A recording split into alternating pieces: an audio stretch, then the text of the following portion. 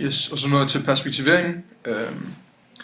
I Vietnam blev der i 1960 dannet en modstandsgruppe, lige den algeriske FLN. Den her modstandsgruppe hed FNL, Front National de Liberation, men blev kaldt Viet Cong.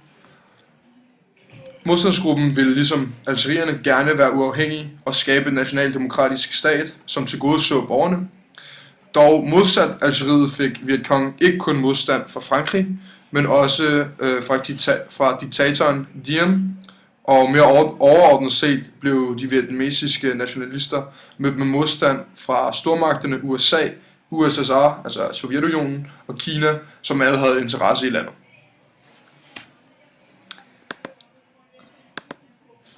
Og så er der så kilde 2 med præsident Nasser om arabisk nationalisme.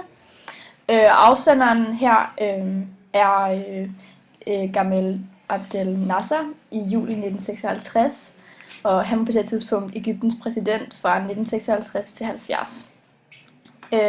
Tekstens modtager er borgerne i Egypten samt den folkemængde, der står og hører på hans tale. Og der har vi et citat, der understreger det her, hvor han siger: borgere, i dag er Suezkanalen blevet nationaliseret, og den bestemmelse er allerede blevet offentliggjort i den officielle presse og er blevet lov.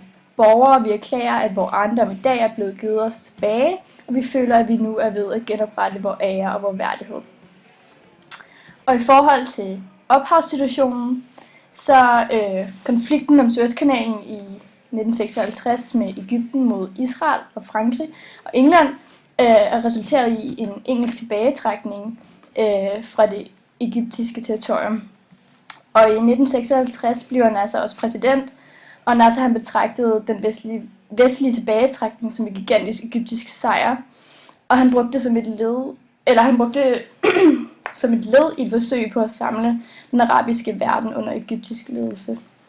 Denne nationalitetsfølelse, som Nasser forsøger at skabe mellem araberne, starter allerede om aftenen den 26. juli 1956, efter han har erklæret Suezkanalen for nationaliseret, hvor han i denne taler ud til en kæmpe menneskemængde.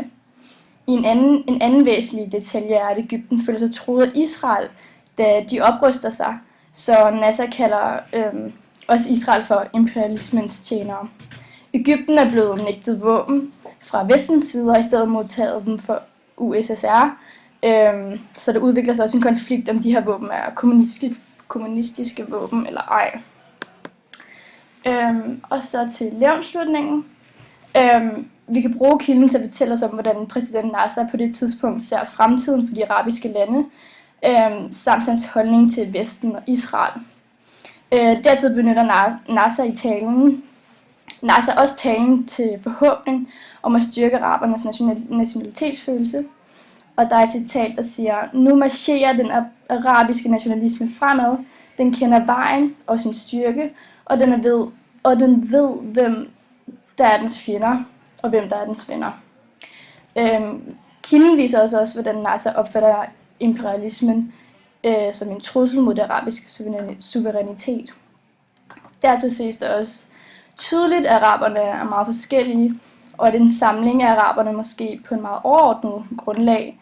Og der er et citat, der siger: min skæbne i Egypten er knyttet sammen med mine brødre i Jordan, i Libanon og i Syrien, og i et hvilket som helst andet land, også i Sudan. Og så har vi kilde 3, som hedder Hussein og McMahon, og det er en brevudveksling fra 1915 til 1916.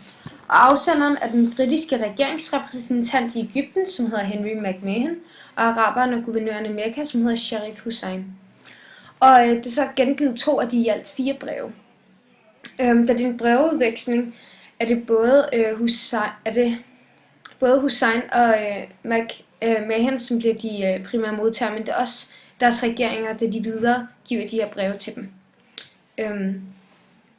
Og i forhold til ophavssituationen, så var 1. verdenskrig lige sluttet, og i forhold til dette, så var det osmanniske rige blevet opløst, og etableringen af en masse nye arabiske stater begyndte. Og England havde en stor interesse i staterne i forhold til økonomiske fordele og områdets beliggenhed, især set i forhold til olie. Og så ydermere så ønsker araberne en uafhængig stat, dog med støtte fra England på det her tidspunkt. Og vi har så valgt at lave en levnslutning, da kilden fortæller, hvordan den arabiske nation beder om uafhængighed fra England på baggrund af visse grundprincipper. Og der har vi et citat, der siger, at eftersom hele den arabiske nation uden undtagelse er besluttet på at vil forsvare sin ret til at leve, vinde sin frihed og styre sine egne sager, teori og praktisk. Og så kører det lidt ind i det. Araberne tror, at det er i Storbritanniens interesse at yde dem hjælp og støtte. I forlængelse af deres anmodning siger araberne, at Storbritannien vil få økonomiske goder og fortrinsret ud af deres samarbejde med dem.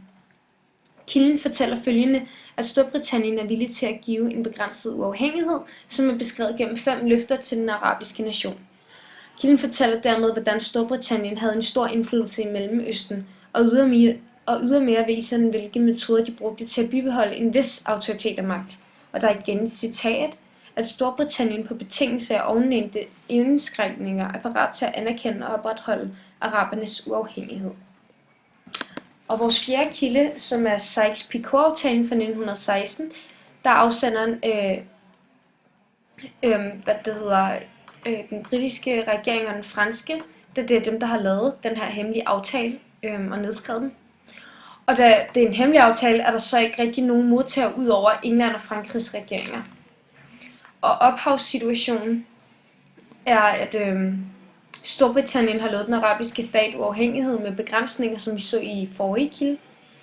Og vi har så valgt at lave en levnslutning igen, da kilden fortæller, hvordan Storbritannien går bag den arabiske stats ryg og laver en hemmelig aftale med Frankrig, som opdeler de arabiske lande uden deres samtykke. Og der er igen et citat, der underbygger dette, at Frankrig i det blå område og Storbritannien i det røde område får lov til at indføre så meget direkte eller indirekte administration eller kontrol, som de ønsker, og som de måtte anse det for passende at få etableret i den arabiske stat eller det arabiske statsforbund. Imperialismen ses i, hvordan de to lande handler fordelagtigt i forhold til dem selv og søger mere land, magt og fordel. De nedprioriterer de arabiske stater, hvilket påpeges ved, at de hellere vil søge samråd med Rusland end med araberne selv.